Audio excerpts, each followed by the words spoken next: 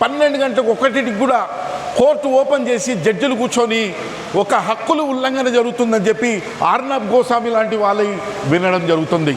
అంబానీ అదానీ లాంటి వాళ్ళ కేసులు రాత్రిన కూర్చొని వినేటటువంటిది ఉంది. కానీ ఒక దళితుడు కానీ ఒక పేద మైనారిటీ హక్కులు కాలరాస్తున్నాయి, జైళ్ళల్లో ఏళ్ల తరబడి ఉన్నారంటే ఈ కోర్టులు వినలేనటువంటి ఒక పరిస్థితి ఈరోజు మనం చూస్తున్నాం.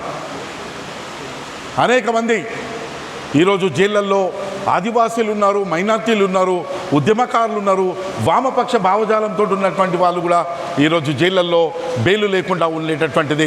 ఇదంతా కూడా మనం అర్థం చేసుకోవాల్సినటువంటి ఒక సందర్భం.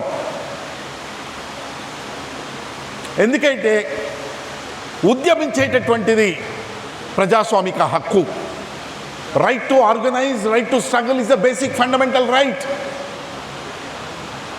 And I want to tell you all that Parliament is not a supreme.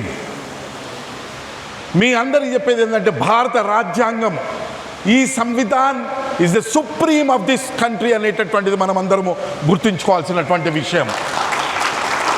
భారత సంవిధాన్, భారత రాజ్యాంగానికి ఎవరైనా కానీ ప్రమాదం కలిగించేటటువంటిది, ఎండేంజర్ కలిగించేది ఉంటే ప్రతి పౌరుడు కూడా ఈరోజు భారత రాజ్యాంగాన్ని కాపాడాల్సుకున్నటువంటి ఒక బాధ్యత మన అందరి మీద ఉందనేటటువంటిది మనం గుర్తుంచుకోవాల్సినటువంటి విషయం. అయితే నేను అందుకే దాదాపుగా ఈ వక్ఫ్ అమెండ్మెంట్ యాక్ట్ మీద చాలా సందర్భాలలో నేను మాట్లాడుతూ మన సోదరులకు అందరికీ నేను చెప్పేది ఏంటంటే, దయచేసి మొదటి రోజు జస్టిస్ సంజీవ్ ఖన్నా మాట్లాడినప్పుడు నేను దీని మీద ఇంటరిమ్ స్టే ఇచ్చేస్తాను, ఇది ఇంత దుర్మార్గంగా ఉందా అని మాట్లాడినటువంటి సందర్భంలో ఆ రోజు స్టే ఇవ్వకుండా మళ్ళీ దాని తర్వాత మొన్న 2-3 రోజుల నుంచి మొదలైనటువంటి ఆర్గ్యుమెంట్స్లలో కోర్టులో జస్టిస్ గవాయ్ భారతదేశ ఉన్నత న్యాయస్థానంలో 2వ దళిత ప్రధాన న్యాయమూర్తిగా అయిన కేజీ బాలకృష్ణన్ తర్వాత తనేమన్నాడు, నిన్న పిటిషనర్స్ తరపు నుంచి వాదించేటటువంటి వాళ్ళకి మీరు బలమైన కారణాలు చూపించకపోతే నేను ఇంటరిమ్ స్టే ఇవ్వను అన్నాడు.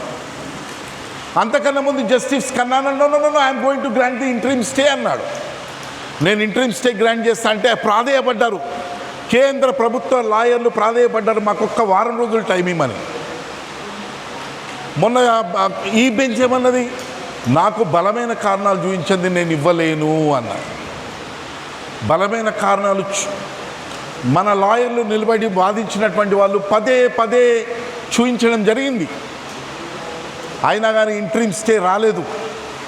వాదనలు 2 వైపులా విన్న తర్వాత నేను ఇంటరిమ్ స్టే ఇవ్వాలనా లేదా అనేది నేను డిసైడ్ చేస్తా అని చెప్పాడు. ఆ వాదనలు కూడా అయిపోయినాయి. ఈరోజు వాదనలు ముగించిన తర్వాత కూడా ఇంటరిమ్ స్టే మీద ఏం మాట్లాడలేదు.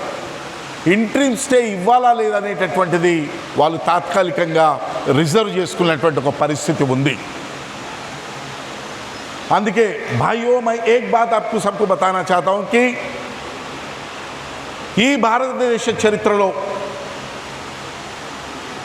మీరు ఒక్కసారి గమనిస్తే ఎప్పుడైతే బయట బలమైనటువంటి పౌర ప్రజాస్వామిక హక్కుల ఉద్యమాలు ఉంటాయో, బయట ఏ ఆకాంక్షల కోసమైతే మనం ఉద్యమం చేస్తామో ఆ బలమైన ఉద్యమాలు ఉన్నప్పుడే ఉన్నత న్యాయ వ్యవస్థ ఒళ్ళు దగ్గర పెట్టుకొని ప్రజల పక్షాన తీర్పులు ఇచ్చినదని చెప్పి మనం తెలియజేస్తున్నాను. నేను ఈరోజు భారతదేశ వ్యాప్తంగా కూడా మీరు ఏ చట్టాలు ఏవైనా చూడండి, మీరు రైతు వ్యతిరేక చట్టాలను 3 చట్టాలను సుప్రీంకోర్టు స్టే ఇచ్చింది. ఎందుకంటే మొత్తం దేశంలో ఉన్నటువంటి రైతులు మొత్తము రోడ్ల మీదకి వచ్చినారు.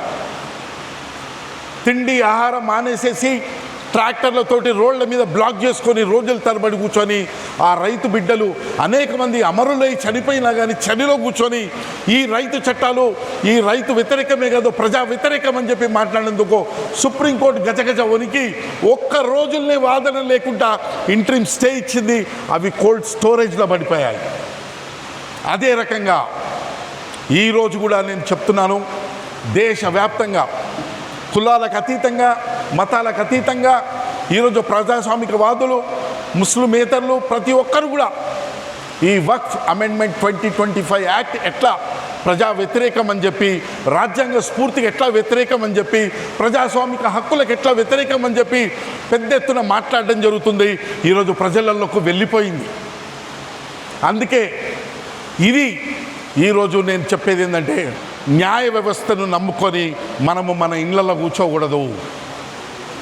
Don't trust the judiciary that they will pass an order in favour of the people of this country. అందుకే మనం చేయాల్సినటువంటి పోరాటాలు, మనం మాట్లాడాల్సినటువంటి మాటలు, మనం చేయాల్సినటువంటి నిరసనలు, మనం ఉద్యమించాల్సినటువంటిది. ఎందుకంటే ఈ దేశంలో దళితులకు కానీ, బహుజనులకు కానీ వచ్చినటువంటి చట్టాలు కానీ, ఆ చట్టాలను మీరు ఎస్సీ ఎస్టీ యాక్ట్ని ఒక సందర్భంలో సుప్రీంకోర్టు డైల్యూట్ చేసింది. పెద్ద ఎత్తున ఈ చట్టమే అవసరం లేదన్నంత మాట్లాడితే దేశవ్యాప్తంగా వచ్చినటువంటి ఆందోళనతోటి అనేక మంది చనిపోయిన తర్వాత చచ్చినట్టుగా పార్లమెంటు దాన్ని అమెండ్ చేస్తే మళ్ళీ సుప్రీంకోర్టు ఎండార్స్ చేసింది. ఇలాంటి చరిత్ర ఉంది కాబట్టి మన ఈ ముస్లిం సోకాల్ ఇప్పుడు జరుగుతున్నటువంటి ఆల్ ఇండియా ముస్లిమ్స్ లా బోర్డు ఇచ్చేటటువంటి కార్యక్రమాలను మనమందరము దేశవ్యాప్తంగా తీసుకుంటున్నటువంటి ప్రతి కార్యక్రమంలో మనమందరం పాలు పంచుకోవాలి. ఎలాంటి నిరసనలు ఇచ్చినా బహుశా రాబోయే 25వ తారీఖు రోజు పెద్ద ఎత్తున దేశవ్యాప్తంగా హ్యూమన్ చైన్ ప్రొటెస్ట్ ఇచ్చినారు. అదే రకంగా అనేక ప్రొటెస్టులు ఇచ్చినటువంటి ఈ ప్రొటెస్ట్లలో మనమంతా కూడా పాలు పంచుకోవాలి, మన సాలిడారిటీని ఎక్స్ప్రెస్ చేయాలి. ఇదే ప్రత్యామ్నాయ మార్గము. ఈ మార్గం ద్వారానే ఈ నల్ల చట్టం, ఈ యొక్క డ్రకోనియన్ చట్టం, ఇది ప్రజా వ్యతిరేకమైనటువంటి చట్టాన్ని మనము పార్లమెంట్లో మళ్ళీ రిపీల్ చేసేటటువంటి ఒక శక్తి మన ప్రజలకే ఉందని చెప్తూ ఈ అవకాశం ఇచ్చినటువంటి ఆర్గనైజేషన్కి కృతజ్ఞతలు చెబుతూ నేను ముగిస్తున్నాను.